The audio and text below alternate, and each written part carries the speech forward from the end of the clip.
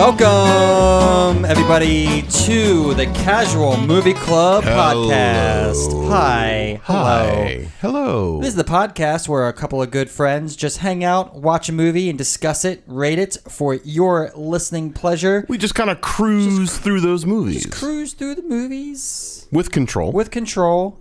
I am your host, Brian, and with me, as always, is my co-host, John. How's it going? Hey, Brian, how you doing? What's going on? How are you? Doing good, buddy. How you doing? I am awesome. I am speeding through the day, but in a cruising manner. Like I'm just cruising along, and that didn't work at all. It worked. I know. If you haven't put it together already, this is...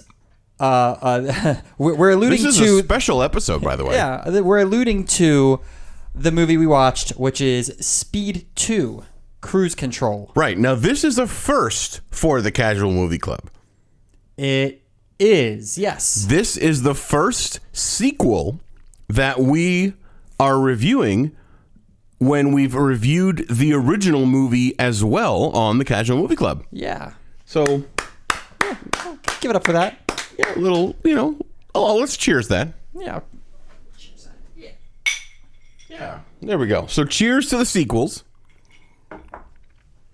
Although after this is finished, it's what I'm wondering if it will have deserved those cheers. We'll see. This was a suggestion by you. We talked out a bunch of movies to watch, and we landed on this one. And you mentioned it. I'm like, yeah, let's do it. Yeah. I've seen this movie a few times, not a lot, but I want to tell you straight up off the bat, if you didn't know already, I didn't like this movie. I could kind of tell.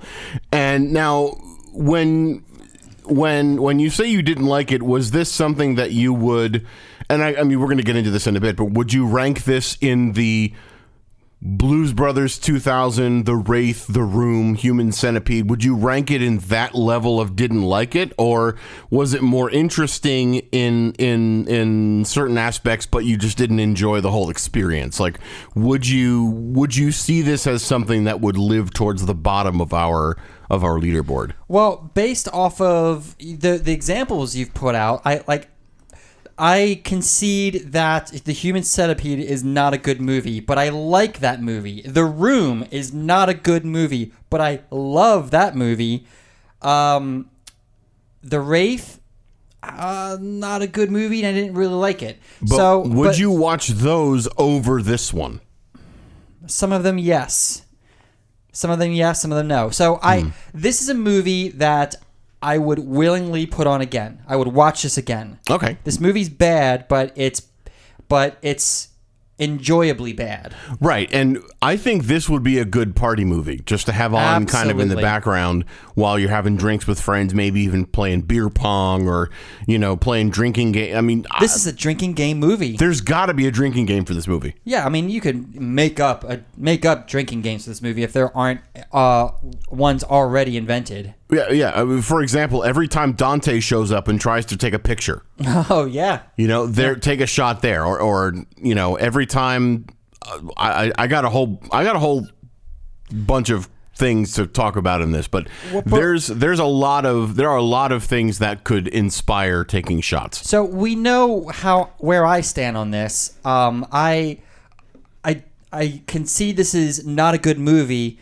It's not my first choice of bad movie to put on, but I would easily watch it again. I would put it on again. This is a weekend afternoon, a lazy afternoon movie where you put on when you're hungover, or you put it on while you're doing housework, folding laundry, whatever. Yep.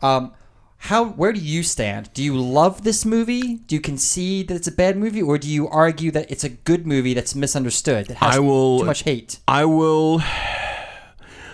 I'm going to go one step below agreeing that it is getting more hate than it deserves, because I think it is a very enjoyable movie. I really like the movie, because and I completely recognize its badness and its cheesiness. I completely recognize that. But being someone that really loves taking cruises, I think it's cool to see a movie that takes place on a cruise ship. So for that reason, I really do like the movie. And this is something that I have no problem watching, also because I like the other Speed movie as well. And we ranked that movie fairly high on our leaderboard. You know, Speed is actually, as of this recording, it's number 6 right now on our list. So, you know, it's in the top 10 for sure. So this being a Speed movie, it's a movie that I really do enjoy. However, that being said, I know that by typical standards, there's a lot to be desired when it comes to certain aspects of this movie. So is it a good movie? Not necessarily. Is it an enjoyable movie? Is it an action movie? Absolutely. Is it something that will keep you interested? I think so. And, you know, I have some points to mention about uniqueness and presentation, which we'll get into in the numbers section. But, you know, the ultimate question here, because we're just at the beginning of this recording here, do I recommend it? Absolutely. Yeah. I think it's totally worth a watch. Don't go into it expecting it to be the same caliber as, you know, Pulp Fiction or The Princess Bride or Die Hard, Speed. Right, or Speed. Even though, you know, I was kind of equating this to Die Hard on a cruise ship. So that's a really good comparison. Don't expect this to be that same caliber of movie, but it's good enough to keep you in the game if you've never seen it before. So you like this movie. I do. And you would recommend this movie. I do. But you don't necessarily love this movie. Okay, there it is. There it is. All right. I am okay. So if there's a threshold of liking and loving, I am right underneath loving. Okay. So I'm right at the top of liking, but like right below loving. This seems to be your style, your speed of movie. I like that. I like that. I see what you did there. You do seem to like the 80s, 90s action flick. I would agree with that. Yeah. But I want to touch on like a few points that really stuck in my craw. Yeah. Specifically Sandra Bullock, who seems to be even ditzier and more airheaded in this movie than in the first one. I completely agree with that, and I didn't even notice that, which is really funny. I mean, now that you mention it, I'm on board 100%. It starts off with her at a driving test, like driving like a maniac, not even paying attention to the road, having conversations with her instructor, just no self-awareness at all. It seemed like she was a completely different character than she was in the first one, because in the first one, you know, you could see that she had some strength. She had, you know, she had, you know, a certain personality of, you know, I'm doing the best I can. I'm sticking with it. I'm driving the bus and I'm going to keep everybody safe.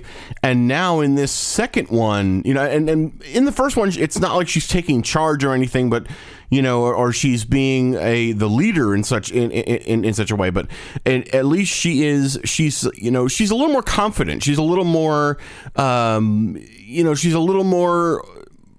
I know what you're saying. I can't put words to it, but you know what I mean. Yeah, I do. But in this one, you're right. She's a total ditz. She's a total like. Duh. Yeah.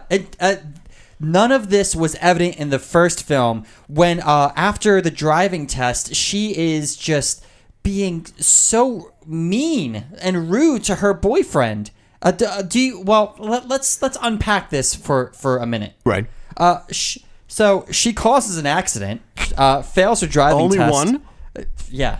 There had to be at least 3 or 4. Yeah, she sideswiped several people making illegal turns. Oh, I love that. She's making, you know, right turns from the left lane. That was great. Conflating conversation with her instructor with actual driving directions. Right, and talking to her instructor like her instructor was one of her girlfriends. Yeah. She's talking to her instructor about her previous boyfriend, which was Keanu Reeves from, you know, Speed 1 in theory. You know, like that was an example of dialogue that was put in there just for the purpose of connecting it to Speed 1. They had a couple of those. We're gonna get to those. Right. But if those weren't in there, this movie could have stood on its own, had a completely different name that had nothing to do with the Speed franchise, maybe not even had Sandra Bullock in it. Maybe even, because this could have been Die Hard on a cruise ship. Put Bruce Willis in the role instead of Jason Patrick. This feels like a Die Hard movie. Yeah, because look at the parallel, and because this came out after Die Hard anyway. Because Die Hard 1 and Die Hard 2 were both late 80s, early 90s. Speed 2 was 1997. So when was Speed? Speed was 94. Yeah, 94, 95, something like that. But this was. This was a lot closer to Die Hard 2 than Die Hard 1, but even still, this was so much more of a Die Hard movie than it was anything like what Speed was. So I feel like even just connecting one to the other to make Speed 2 part of Speed 1, or relating it to Speed 1 was kind of a stretch in a way. Yeah. Well, she seems like a totally different character in this, and what really, really messed me up right out of the gate, besides the poor driving and the attitude, is just the attitude she gave to her boyfriend. Yeah. Now, apparently he didn't outright lie to her, but he concealed that he's a daredevil cop who rides motorcycles. She thinks he's like a beach cop who helps old ladies across the street. Yeah, and she just acts... I don't know. It just feels unreasonable how she's treating him based off of the limited information that we have up to this point. Right. She's like, oh, stop trying to console me. Stop trying to explain yourself. I want to be mad. I want to be depressed. And he's like, well, how about these 2 tickets to a cruise to the Caribbean? And of course, he's carrying these tickets around while he's on duty as a SWAT cop. Aren't you going to go home and or go back to the precinct and shower and change before you go home? Like, keep your tickets in your locker. Yeah. Why are you riding a motorcycle chasing down a crook with these tickets in your pocket? That's so stupid. So dumb. Yeah. And she just and she's like, oh, you can't just pull out tickets to a cruise. I want to be depressed right now. Like, but okay, I'll go to the cruise. Yeah, because the cruise just makes everything better. Ugh. Yeah, exactly. All right. I lost count of the amount of times you rolled your eyes during this. It was dozens. There were dozens. Such cheese. Like I wrote in my notes, cheesy dialogues. Like there's so many elements of cheesy dialogue, especially once they get on the ship with Dante, the ship's photographer. Yeah, he is definitely not. He is very uncharacteristic of cruise ship photographers. Because and then again, I've taken a number of cruises. I've cruised a lot from the kind of mid to late 90s into the early 2000s. Then I took a break and I've kind of gotten back into it around 2016. So, there was a while where I wasn't taking in as many cruises, but I've seen cruises and sort of the atmosphere from the way that things were back in the time period this took place and then where things are right now. And very little has changed with regards to what would be relevant to this movie. So you're a cruise aficionado. Yes. What examples? Because I have a whole list of plot holes I'd like to talk about. Can we get into some of the cruise inaccuracies? Sure, first? Absolutely. Okay, so I have a whole section of my notes just called cruise inaccuracies. Oh shit. I have 1, 2, 3, 4, 5, 6, 7. I have 8 or 9 things that I think are inaccurate. Well, let's just get like an overview. Right. So, okay. And by the way, if any of you that are listening to this have had experiences contrary to what I'm about to say, I am by no means an expert. I am by no means an official in the realm of cruises. I've just been on a number of cruises and, I know what I know and I know what I've seen. So, from what I've seen in the movie and from what I've written down here, these are kind of some inaccuracies that I've seen. No substitute for experience. Exactly. So first one I wrote down was I've never heard of a cruise having embarkation day via tender. So what that means is when a cruise goes to an island, we'll pick a random island. Let's say St. Martin. Excuse me, St. Martin or St. Thomas or any of those. Usually the cruise ship will pull up alongside the island and dock at a standard dock. So, when the ship is tied down and it's cleared for people to get off, you would walk down a gangway and walk right onto land. So no problem there. Okay. But some places like I believe it's Grand Cayman, the cruise ships are too large to go right up to the island. So they utilize something called a tender. And it basically means that to get on the ship, you would, if you're on land, you would board a small boat, like a standard, whatever boat, and that would drive you out to the ship that's anchored offshore and then let you on board.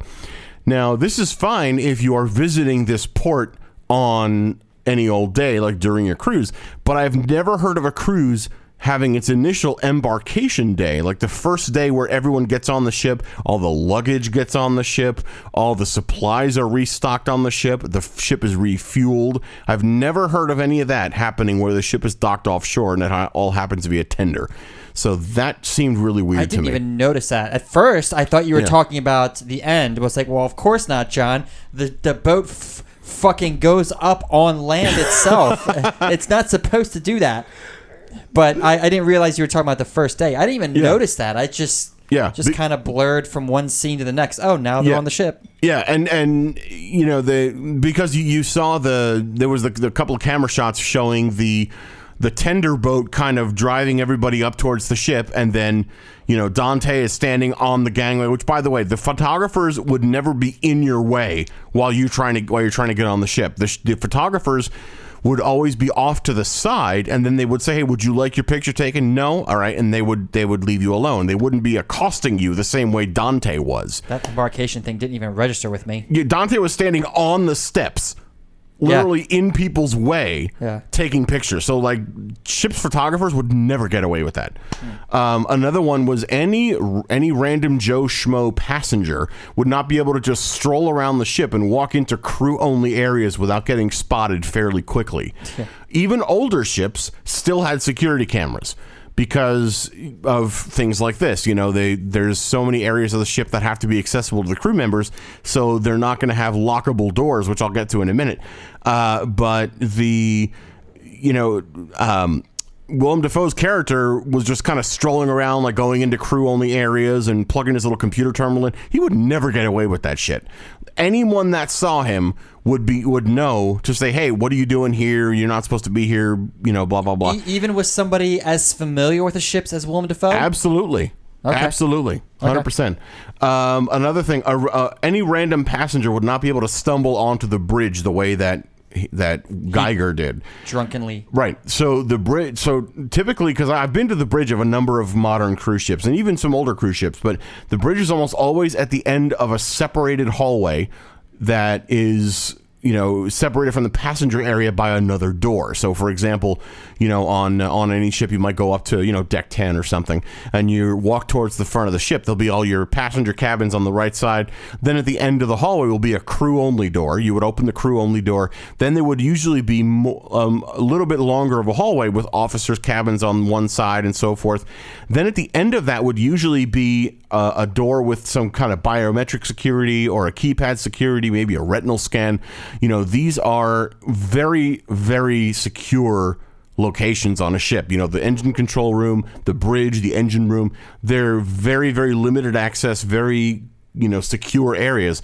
So any random person wouldn't be able to just stumble into there, willy-nilly. Also, there would never be a situation where lights from a bridge would be visible to a hallway. Because what do you mean by that? Well, because Geiger said, "Oh, I saw all the lights in here. I thought this was the casino."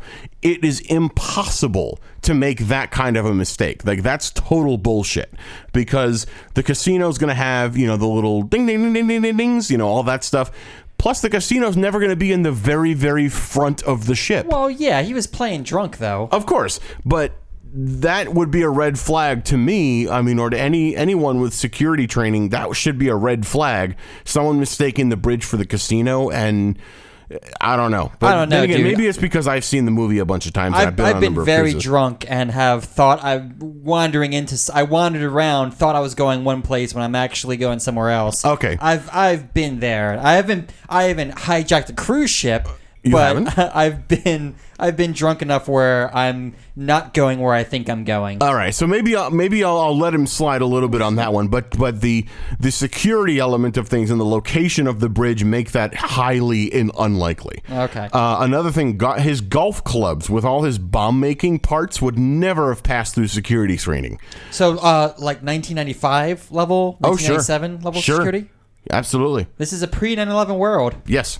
Okay. Yeah, absolutely. Because they tell me how. Well, because they still scanned all the incoming baggage, because they want to look for things like firearms. They want to look for, weapons of any kind, any explosives. Absolutely. So, right. If they were doing any kind of security, even remotely close to what they're doing today, that shit never would have flown. So, so there's that. Were they X-raying all the baggage? Yeah, they always X-ray bags. Absolutely. Even back then? As far as I know, yes. Okay. As far as I know. Someone going overboard would usually trigger some kind of alarm and all hell would break loose. That's the thing I wanted to bring up. Yeah. He fucking...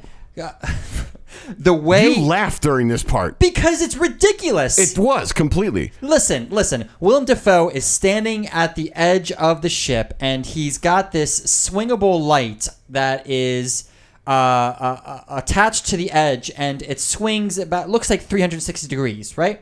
Now, the captain walks up, and Willem Dafoe immediately swings the light towards him. Now, the light isn't detachable. It's on a fixed point, and it swings around 360 degrees, and Willem Dafoe swings this light at him several times while threatening him and just being aggressive towards the captain. And what does the captain do? Walks right the fuck into the light as Willem telegraphs him swinging it towards him.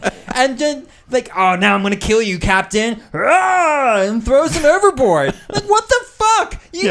He doesn't have any weapon. He's swinging this light. Just take 2 steps to the right and come at him at an angle. Right. What the fuck are you doing? Yeah, it's like the captain brought it on himself. Yeah, he should have died. I'm glad he died because he's an idiot. He's an idiot for allowing that to happen to him. Yeah, and even then, if somebody were to go overboard, and this is more true of the modern cruise ships, I don't know if this is the case with something older like this, but there are infrared cameras on the sides of these ships that actually, if they detect heat going overboard, it triggers all kinds of alarms and all hell breaks loose.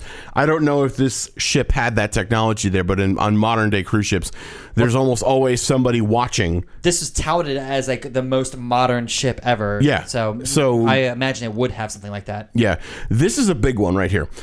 The fire doors, because that was a major kind of plot point where, Willem Dafoe's character was closing all these fire doors. And did you notice how whenever they tried to open the fire doors, they were leaning against them or trying to pull them apart? Did you notice that? I did, and I was under the impression that they were those doors would always be have the hatch in front. What do you mean? The wheel. Okay. You're thinking of watertight doors, so we'll get to those in a second. Okay. So the fire doors are made of a special type of steel that's coated with a certain thing that is fire retardant. The doors don't lock. The doors do not lock. That's right. Why would they lock? They're a fire door. If there's a fire, I need to get through this door. Exactly. The fire doors are only there just to contain the fire. But if there's someone in the room that needs to get out, the fire door needs to be unlocked. So are these doors on hinges or something? No, they're that keep pocket them doors. They're just sliding doors. What do you mean a pocket door? So a pocket door is like a door that slides into a wall. It just slides sideways into a wall. Well, that doesn't see. Is it on a spring or something so that it stays closed? Yeah. So basically, there's 2 types of fire doors. So there's the pocket doors, which are you might see them in a bathroom in some houses, maybe, where you would pull the door closed. Kind of like a one-way, like a single elevator door type of thing. Yeah. It goes into the wall. Right, exactly. That's called a pocket door. Now, I'm sorry to interrupt you. I just want to understand. Right. This is a fire door, so Correct. It needs to stay closed to contain the fire. Correct. Are these pocket doors on springs so they stay closed, but they can be easily opened? Yes. So basically, they're like pneumatically actuated. So when a fire door is closed, air pressure would push them close into each other. And then they would latch into each other. But these doors have normal knobs and normal latches. They're flat so that the thing could go into the wall, but the knobs are just, you just turn the knob and push the door and it opens. Okay. But these actors were told not to do that, to make it look like the doors were locked. The doors were never locked. No cruise ship that I've ever been on, any of the years I've been cruising from the 90s to now, has ever had locking fire doors. As a matter of fact, in one of the most recent safety video that for Royal Caribbean, because I sail on Royal Caribbean exclusively right now, they talk about how most doors that lead to the outside don't lock for security reasons and for safety reasons. So in the event, let's just say, and I'm just making this up here, let's say you're on a cruise ship, one of the Royal Caribbean ships, and there's a fire, and they call all hands to the your muster stations or your assembly stations. If you're near a crew area, you can run through the crew area if you have to. The doors will not be locked. The only doors that lock are like closets or anything that's like on the interior of the ship that doesn't lead to an exterior or area, or that doesn't have anything to do with safely exiting the ship. Those can lock, but anything that has to do with evacuation or getting you to someplace safe or getting you to an outside deck will never lock. Okay. So the fact that they were playing up those fire doors as these locking fire doors, I'm sitting there going, dude, just turn the damn knob. And there was a couple of times where like they you'd see them like putting their hands flat on the door and like trying to push it. They were like intentionally avoiding the knob right below or above where their hand was, and they could just grab them, pull the door to the side, it would open up and they'd be able to go right through. I never even considered that. See, these are things that a frequent cruiser would notice. Well, yeah, definitely. Yeah. Okay. So another thing I noticed was, and I will give you full disclosure. I think one or two of these I grabbed from IMDb goofs. Because a few of them are relevant here. Ballast rooms, because I've never been in a ballast room, would always be a sealed off area. So later, sort of in the middle of the movie, when they decide to flood the ballast rooms. What is a ballast room? I'm so glad you asked. So usually, if a ship is rocking excessively, they might add ballast to it to lower it in the water a little bit, to make it a little heavier and make it a little bit less prone to rocking. So to do that, they would let water into these large tanks, and the key word being tanks, not rooms. The tanks are as large as rooms, but they're not hallways that have a giant door in them that get opened, much like the way they're depicted in the movie. So in the movie, they're showing the navigator guy who is sitting at the controls and typing in all these commands to get these giant doors in the side of the hull to open up. That's not the way these things are set up at all. There's usually just valves in the side of the ship that would open to allow water to go in. But the water would go into a sealed room, a sealed chamber that would be extremely unlikely for someone to get mistakenly caught in there. Yeah, because the only way in is the valve that lets the water in. Exactly, and I think there might be a hatch to be able to like let people go in to clean it from time to time. But how do they push the water out of there if they need to do that? Just pumps, I'm sure. Oh, pumps. All right. I have a few more. A ship like that cannot go 17 knots on one screw, on one propeller. Because when Geiger takes over the ship, he knocks out one of the engines. And they have only one engine going, but they often refer to the ship moving at 17 knots on one screw. Never happened. And it's one of them, not both of them. So I immediately thought, well, they're just going to go in circles. No, I mean, because you can have the ship is so large, and there's the two propellers on the back. Even if only one is going, they might have to apply a little bit of corrective, like rudder or something, but they can still go straight on just one screw. But they're not going to be able to go 17 knots. Usually a cruise ship's top speed's only going to be, 18 to 22, 23 knots. Top speed. Yeah, but going 17 knots on one screw is highly unlikely. You're calling it screw. It's a screw, propeller, same thing. Yeah, you have a dirty mind. No. And then the last thing I have on here. You're using jargon. I know. Bow thrusters or any thrusters on a ship can only turn the ship a few degrees while they're maneuvering in port. So are you familiar with kind of what thrusters are? Only in science fiction. Okay. So The gist is, as a ship is coming up to dock, let's just say a ship is arriving in, we'll just say Roatan, Honduras, okay? So the ship comes in and then kind of does a 90-degree turn, so the ship is kind of pulled away from the dock, right? And then in order to pull up to the dock, the ship literally has to push itself sideways. So to do that, depending on the technology of the ship, and I'm not going to get into all that stuff, but depending on what the ship is equipped with and everything, they would either have tugboats come up to the side and just push the ship, perpendicular, just push it straight up to the dock and be done with it, or they can have thrusters, use thrusters that are built into the hull. The thrusters are propellers that are mounted perpendicular to the back, so thrusters are mounted sideways, and they're used to push the front of the ship's, kind of rotate the front of the ship, almost as another way of steering it, but specifically to just push the front of the ship a few degrees in one direction. So the thrusters are not designed to make a ship turn 90 degrees. Okay, but they did that. Right. So that's in the inaccurate. movie to avoid the oil tanker. Right. And in order to get a ship to turn 90 degrees, the thrusters would probably have to be on for, again, I'm not a mariner by any means, so they would have to be on for a very long time, and they would also need to have some assistance from the rear propulsion. Unless unless you got tugboats pushing unless you got tugboats pushing you, but unless you have a ton of time, because if you just had a ship standing still and you turned on the bow thrusters to push it one direction, it would probably take you 15 to 20 minutes to turn 90 degrees. And in the course of the movie, it showed them turning the ship 90 degrees in 3 minutes? Well, 2 to 3 minutes. I mean, time's distorted and. Yeah, and we have to suspend disbelief, I suppose. The whole last sequence where the ship is crashing into land took easily 5-10 minutes, maybe longer. I'd like to find out how long that sequence took. I think it was about 5 minutes. It felt forever. I kept looking down at my watch, like, what the fuck? This is still going. The whole thing, in actuality, probably would have been about 2 minutes, if that. Maybe a minute, maybe a minute and a half.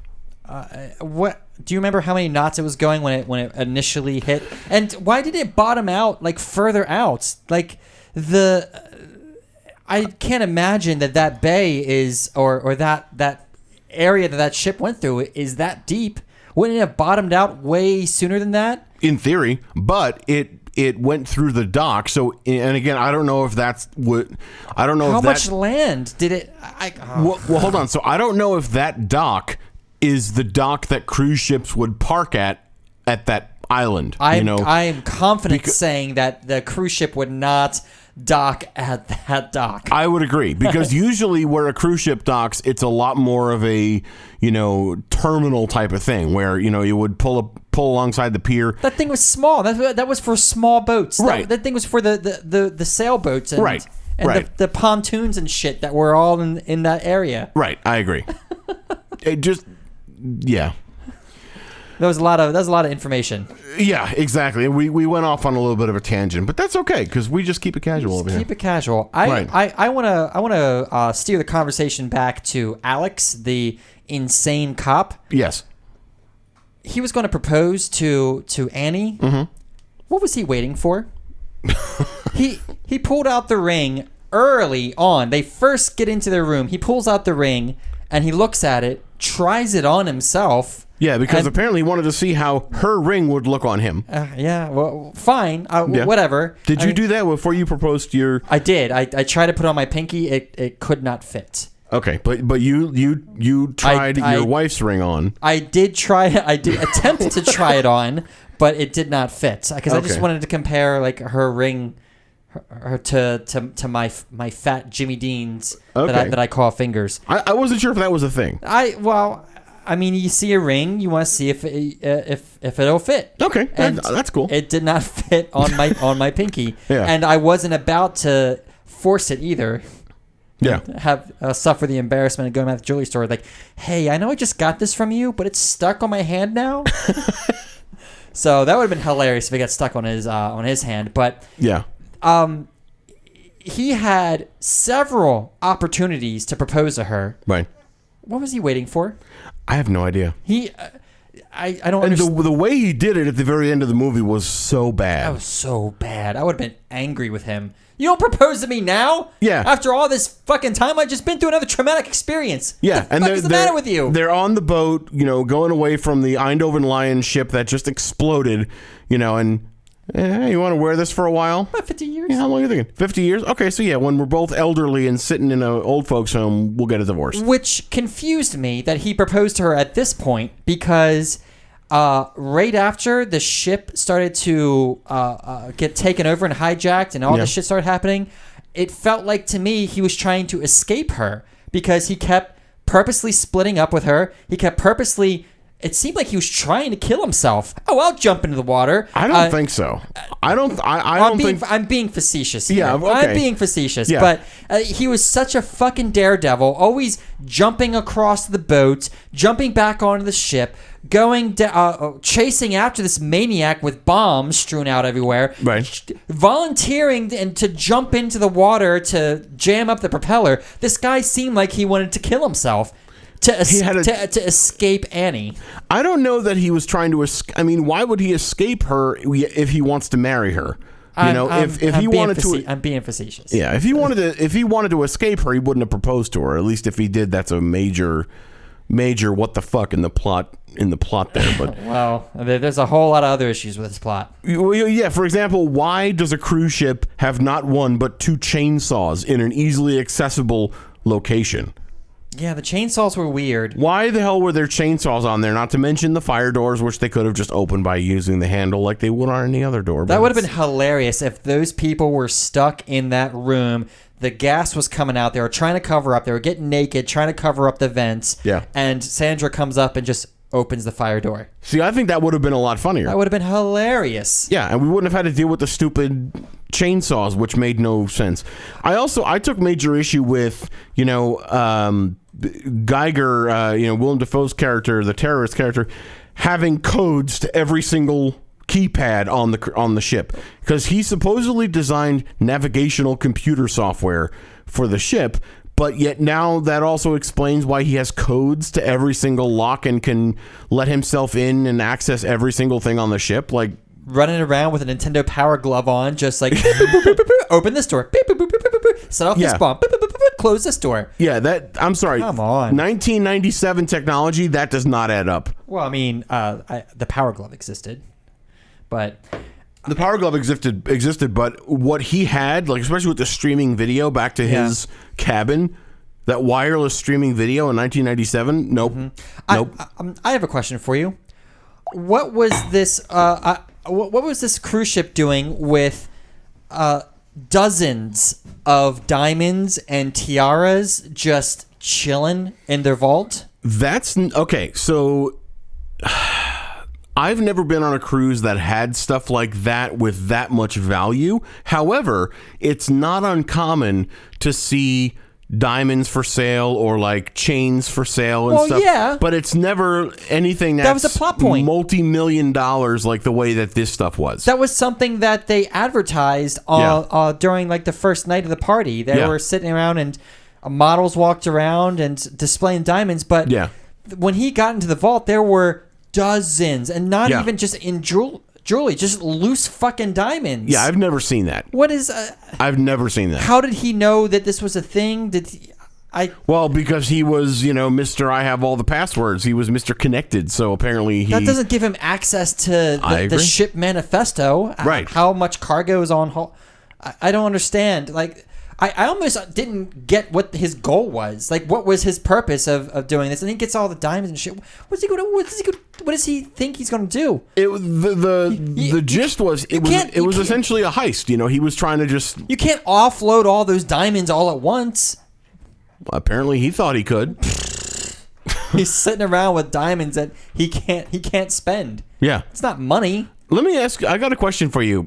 Because I've seen what I'm about to ask you. I've seen this in other movies. Is this a trope where like there's oversimplified, fake-looking computer screens with commands and everything? Absolutely. Because that annoys the ever-loving shit out of me. Like when somebody comes up with a computer screen and they're typing, request access mainframe. I've never seen a computer system that was that None of that stuff even exists now. Right. They overcomplicate it to make it look complicated. Right. They're trying to dazzle the layman with, oh, this is really complex technology. Like, I don't know, dude. The whole Alex thing, just to bring it back around to Alex, this guy's a fucking LAPD cop in international waters, just trying to take charge, running around like, it didn't make any sense. Yeah. Like, you're on vacation, dude. Yeah, I mean, Give it a rest. Everyone should have evacuated the first time. Willem Dafoe should have gotten away. But then again, Willem Dafoe's character is like, oh, I'm going to give you 15 minutes to evacuate the ship. I'm sorry, but it takes long. Okay, so I'm going to go off on a little tangent for a second. Yeah. So anytime you take a cruise, the kind of one thing that everyone has to do on a cruise is something called the muster drill. And the muster drill is basically you have to go to a specific place, depending on the ship, it's either outside or inside, but we'll just say for the sake of discussion, it's outside. You go to a specific muster location, or like an assembly station, an assembly location, and you have to every passenger that's a guest on the ship for that cruise has to do this. It's compulsory, it's mandatory, it's required by law. So you have to go to this station at the time of this drill and listen to a little presentation. Usually it's someone reading something over the PA system, or it'll be a video. If you're on a really large ship, it's usually you would meet in one of the lounges and watch a video and such. But either way, it's this drill where everyone goes to a specific place and kind of gets organized to meet in a place to go to in the event of an evacuation. Now, that being said, just that portion alone, let's just say the drill is at 4:00. It takes at least 15 minutes for 2,000, 3,000, 4,000, however many people are on the ship to get from wherever they are, whether it's the pool, their stateroom, the casino, a bar, somewhere else. It takes at least 15 minutes to account for all of the passengers, let alone letting them get off in lifeboats, life rafts, jump off the ship, whatever. So for Geiger, William Dafoe's character, to say you have 15 minutes to evacuate the ship, that's lunacy. That's ludicrous. Because even as someone who worked for a cruise line, or maybe even we'll give him the benefit of the doubt that he worked on a ship, he should know that this shit takes at least 20, 30, 60, 90 minutes to get everybody off a ship, let alone just organized at a muster station. Well, let me ask you this. When they do those muster stations, those evacuation points that everyone has to report to, are they close to the edge? Are they around the edges of the ship? It depends. So on smaller ships, usually yes. So usually on smaller ships, and again, I only know really Royal Caribbean, but I've sailed on a number of other ships.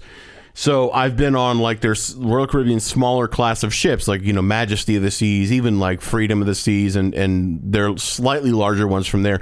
The muster stations are directly below your respective lifeboat. So when you get your card in the terminal before you board the ship, it has your muster station on it. So it'll say, muster station B12, for example, would be lifeboat number 12, for example. And you and about 130 other people stand underneath your lifeboat out on deck. Usually it's like deck 5 or deck 6, but you're standing out on deck directly underneath your lifeboat. So in the event they had to evacuate, they would lower your lifeboat to right alongside the ship. You would walk directly onto the lifeboat, sit down, they'd lower the lifeboat in the water, pull away from the ship, and you're evacuated. Now, on larger ships, and again, I'm just speaking Royal Caribbean, I don't know how I'm assuming it's similar on other cruise lines. I was on like Anthem of the Seas, Oasis of the Seas, Symphony of the Seas. These ships, since they're so large, they actually have people gather in public lounges, and then you watched a video that kind of discussed everything, but then people would be led from these lounges out to their respective lifeboats, because their lifeboats are a lot larger, and the deck space, I think, is not enough to accommodate everyone that would fit in a lifeboat. So each cruise line does things a little bit differently, but for the most part, the gist is you go to a specific place at a specific time,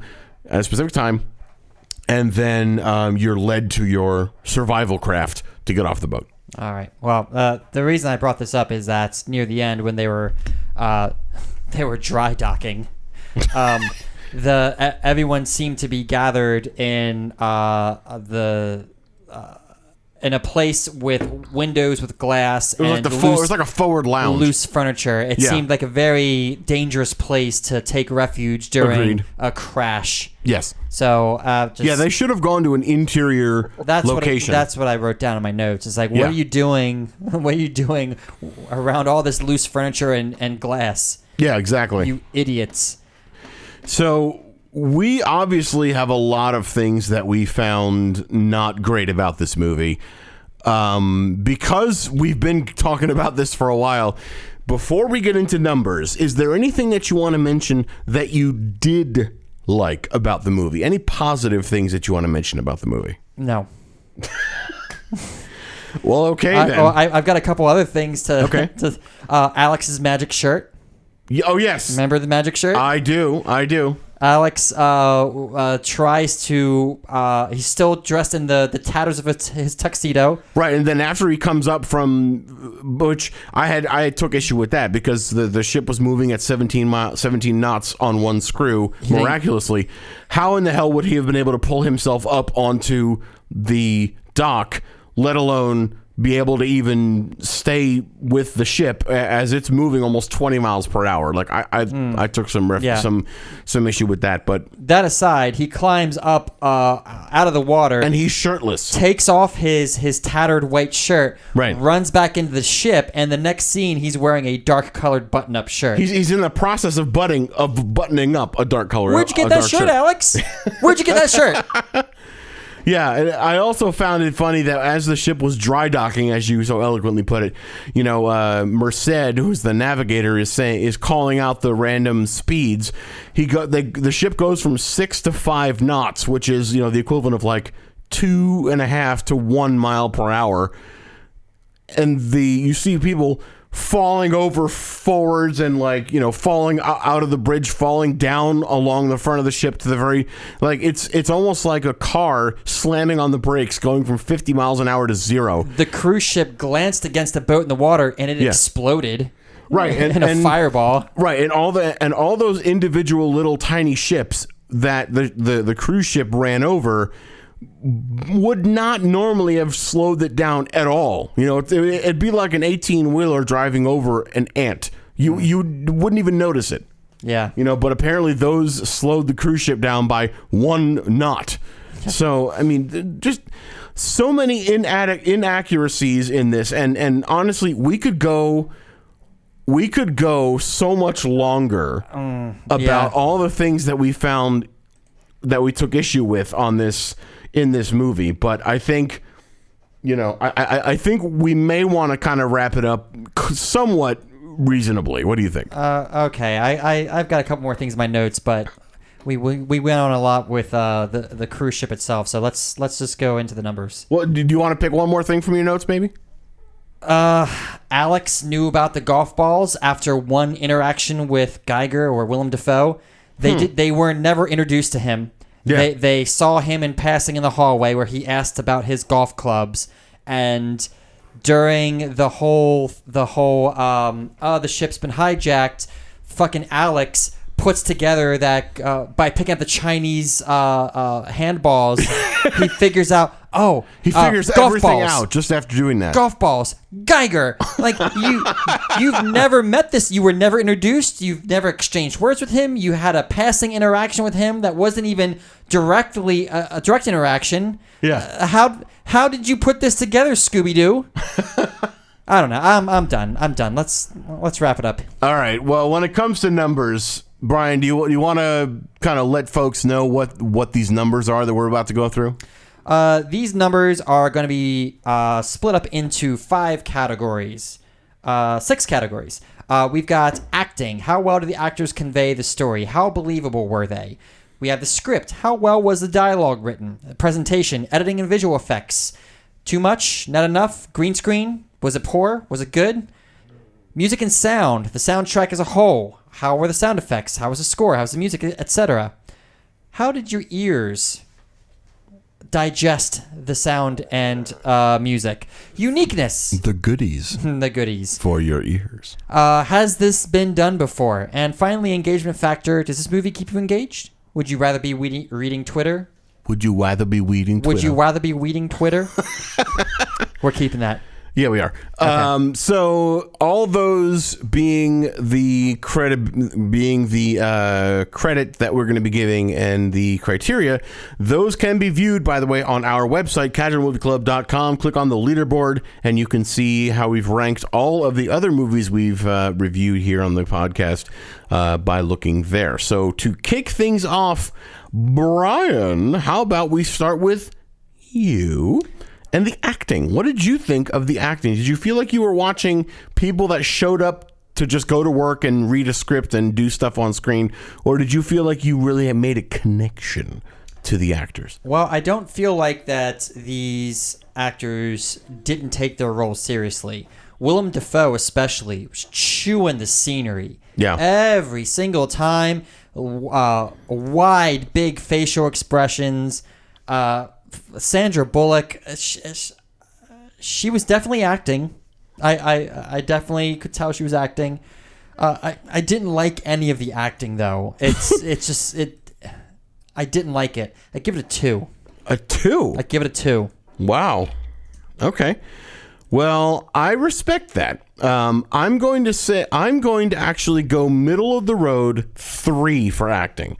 And the reason I say that is because, again, we do our scores sort of live while watching the movie. So I kept constantly changing a lot of my scores while I was watching because there were times where things got real good and I kind of gave it some points. Then another thing would happen and I took some points away. So I feel like the acting, all in all, for the entire movie was just middle of the road mediocre. It was fine. There were good parts, there were really bad parts, but at the end, it was just fine. They got the job done. They did what they had to do. They showed up and they read through their script. There were parts where they seemed like they were really connected to the roles, but there were other parts where they were just like, yeah, no. So I'm going with just middle of the road 3. I feel I agree with that, and I may have been a little too harsh on the acting, so I'm going to invoke a take-back-seas and up my acting score to 2.5. Already with a take-back-seas? Wow. Yeah, because the acting was the one I was waffling the most on. Yeah. The other ones I'm confident in my scores. Okay, that's cool. So while I'm on the hot seat, the script. Now, I'm going to say that there were times where the script left a lot to be desired. There was a lot of those inaccuracies that I had talked about before. Some cheesy dialogue, of course. 2.5 for me for script. 2 for script for me. It was. Wow. I did not like it. It was all unbelievable. Just the interactions between the characters. After the captain was killed, the first officer should have taken command, and he just kept like, I'm the first officer. He's acting like this is his first day on the job. Well, that, and I feel like he was trying to he kept he was trying to get out of taking command. Yeah. And thank goodness Alex is here, the LAPD cop, the wild card. I'll defer to him. Yeah.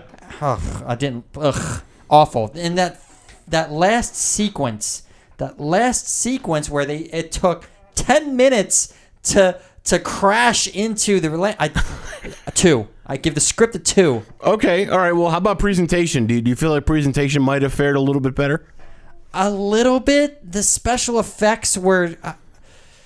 Willem Dafoe should have gotten away several times. He and his own stupidity. I'm still harping on the script here. Yeah. Presentation was fine. I think the explosions were a little over the top for an oil tanker. An empty oil tanker, by the way. And they called it out that it was an empty oil tanker. That when the anchor ripped into the side of the cruise liner was just crazy. I didn't. Well, and cruise ships are not built out of aluminum tin or tin. You know, like an anchor would not have ripped through the side of the ship that easily. Yeah. I unimpressed with the presentation. I give it a 3. Okay. So I'm a little bit harsher on the presentation, only by just a little bit, because there were certain areas that I feel like looked very, very cheap CGI. For example, when the motor for the steel cable flung down towards the propeller, like that looked like low budget CG. Also, when the two ships collided, that looked very low budget. Also, the anchor dropping down and dragging along the bottom of the ocean floor. I noticed that was very, that was kind of mediocre. So how about when the plane exploded and the propeller flew out towards the boat? Yep. So 2.75 for presentation for me. Music and sound, the goodies for your ears. This is probably one of the higher ranking areas that I have. I didn't really care for the score too much. It was kind of similar to the old one, but I don't know, and I haven't looked.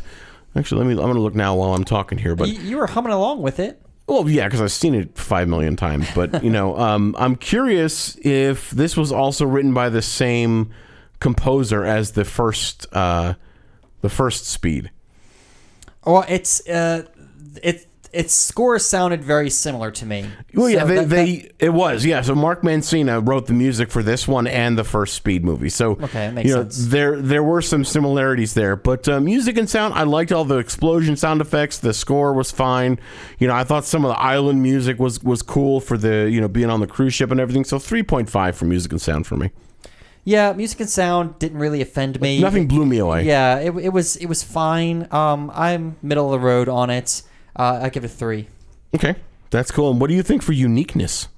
Obviously, they're trying to tie this together with Speed 1, and there's a lot of elements that a lot of callbacks to Speed 1, and not just the lines of dialogue where Alex was talking to the deaf girl. Relationships born of extreme situations don't last. Like, okay, dude, we get it. That was a copy and paste from the script of the first one. Beat me over the head with it. Get some subtlety. Right. But the Die Hard thing really was really an eye opener for me also, because this felt like a Die Hard movie, whereas Speed 1 did not feel like a Die Hard movie. Right.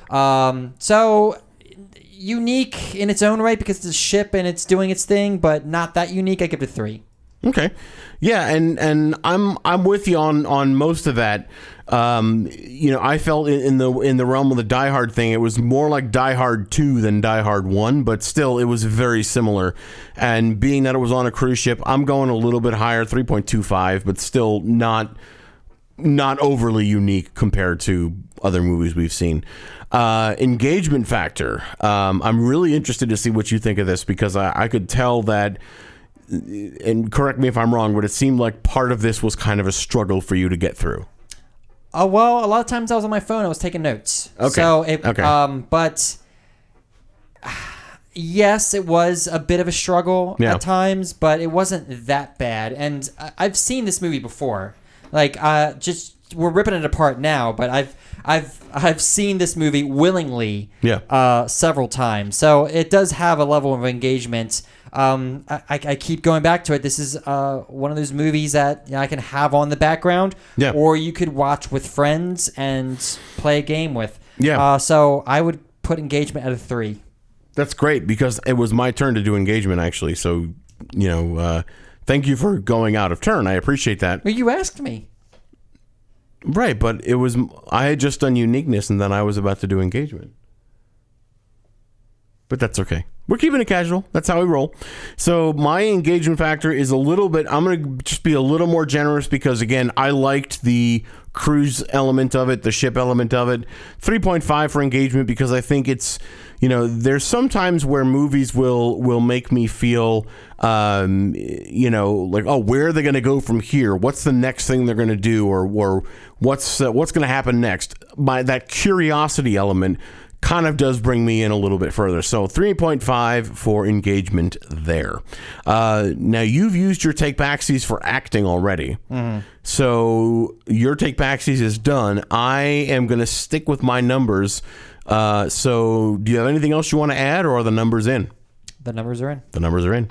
All right. So, and by numbers, you can see the numbers for other movies on our website, casualmovieclub.com. Click on the leaderboard and you can see where things rank. And before I reveal this, where do you think this is going to lie? Because I'm kind of surprised where this is looking right now. I think it's middle of the road to low. I would say that this is going to have a 3 point something. I would put this I would say this would be probably above Batman, below Persona. Interesting. So I know I said I was good with my numbers. You're gonna I know what you're doing. I don't know though. I'm looking. Let's see. You're going to adjust your score based off the leaderboard. No, you know what? I'm not. I'm going to leave it. So the numbers are in, and they go a little something like this. Acting. This is Speed 2 Cruise Control. Acting 2.75. Script 2.25. Presentation 2.88. Music and sound 3.25. Uniqueness 3.13. Engagement factor 3.25 for a total of 2.92. Wow. Putting it just below Wild Wild West and above The Wraith. I like it. Yeah. I like it. So would you watch Wild Wild West over this? No. Okay. I would watch this over Wild Wild West. But, Same here. But I would watch this over Footloose, though. Yeah, but okay. I would watch this over Dennis the Menace. Yeah, I would too. But the numbers... Yeah, nothing else above the numbers don't lie. Numbers don't lie. That's true.